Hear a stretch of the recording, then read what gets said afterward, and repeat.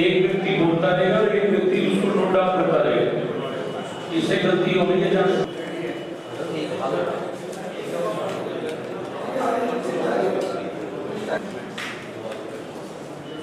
ये जो वीडियोग्राफर है वो केवल एक ही व्यक्ति रिकॉर्डिंग करेगा, बहुत ज्यादा भीड़ ना करेगा।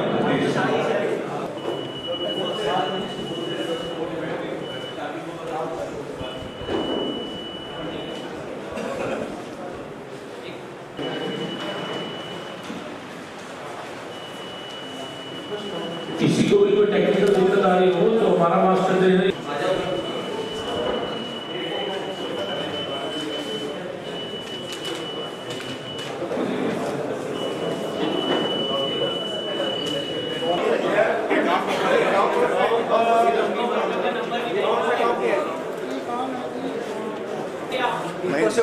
साहब की सुनो, बात सुनो साहब की।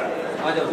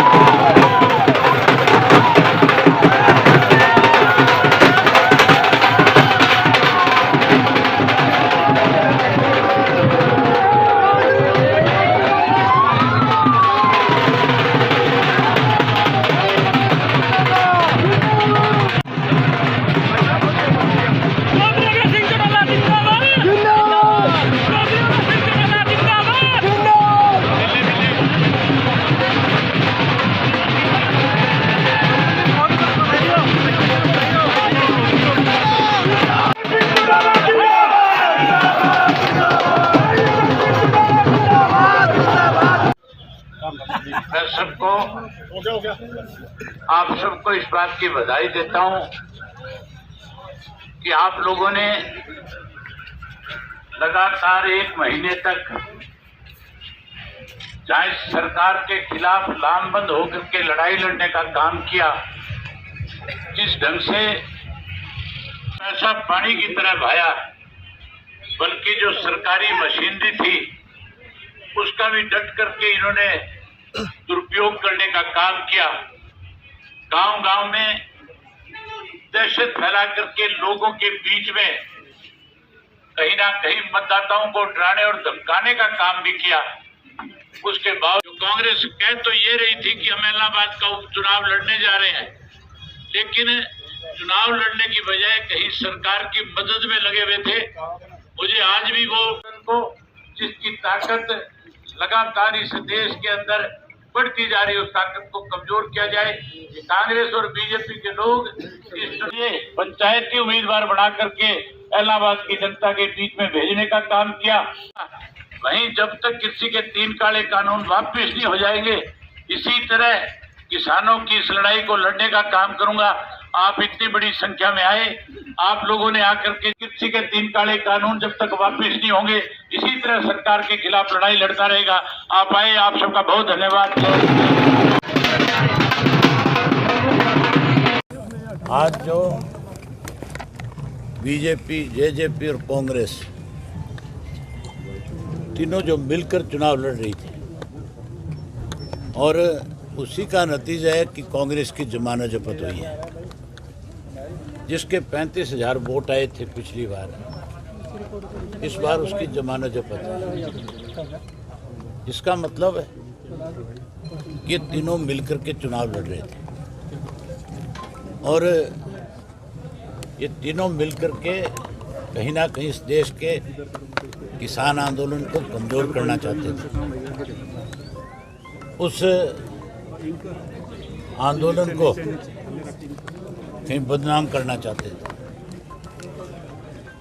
लेकिन लोगों ने इनकी मंशा पे पानी फेर दिया, और तीनों के मिलने के बावजूद यहाँ सरकार को, कांग्रेस को, इसको जेजेपी को सबक सिखाया।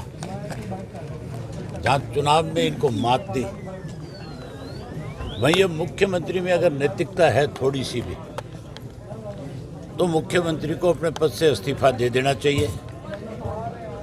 एक चुनाव तो मुख्यमंत्री तब हारा था जब ये अध्यादेश लेकर के आए थे 3 कृषि के काले कानूनों के, उस वक़्त में।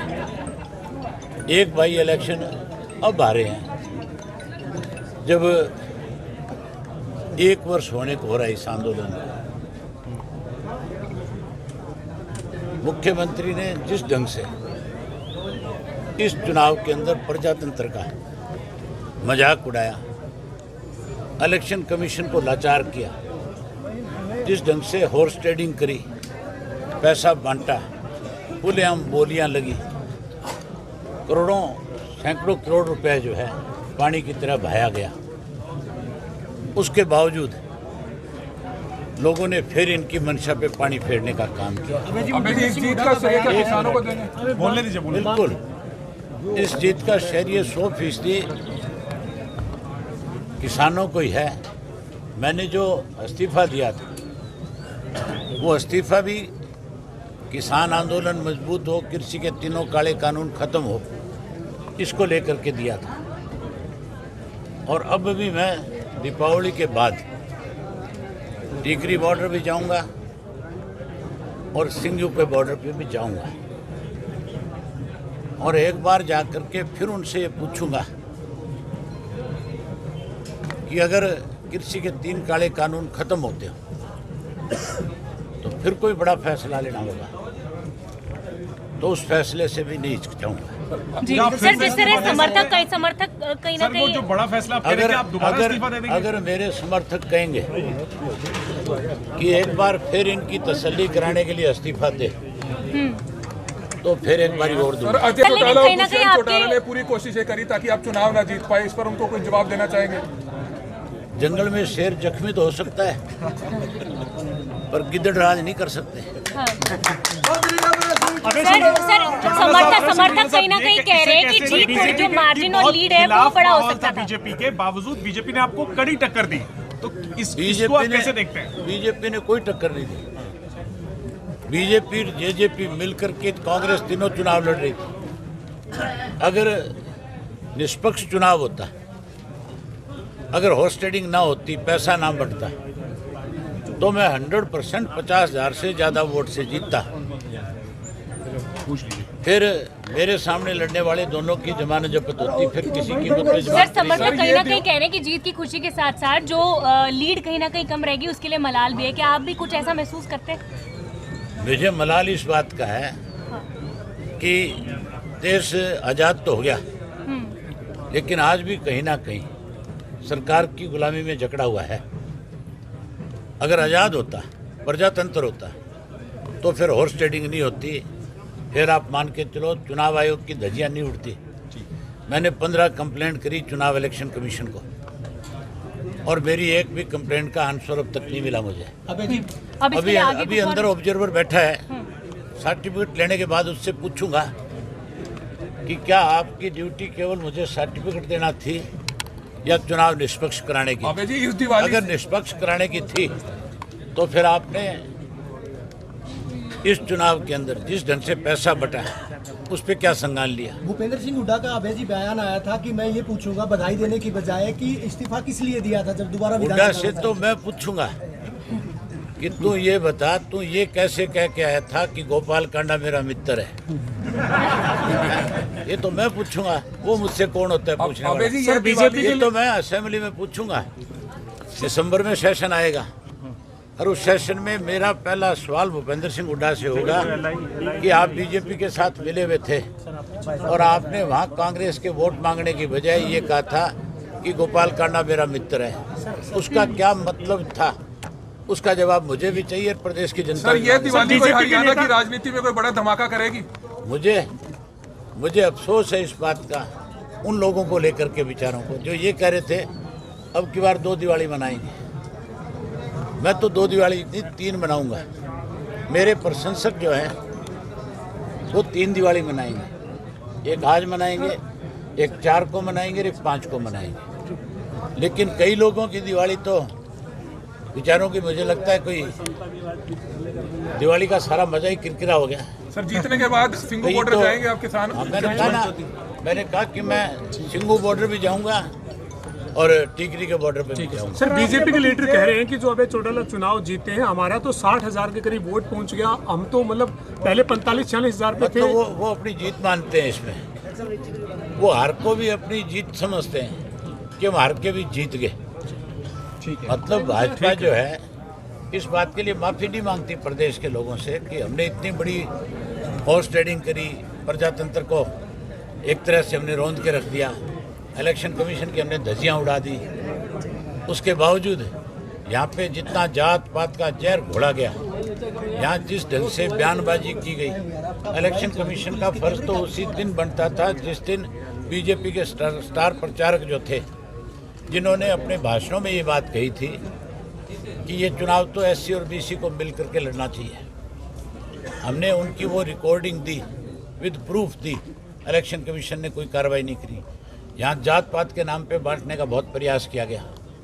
यहाँ तो जहाँ जात पात का जहर घोला गया, वहाँ मुख्यमंत्री ने भी ऐसे ओछे बयान दिए जिससे कहीं ना कहीं इलेक्शन में कड़वाहट पैदा हो सकती थी। ऐसे लोगों को सबक दिया है। मैं हल्के के लोगों को इस बात के लिए बधाई देता हूँ और उसके साथ साथ उन किसानों को जिन्होंने मेरे प्रति आस्था व्यक्त करी, उनको भी बधाई देता हूँ।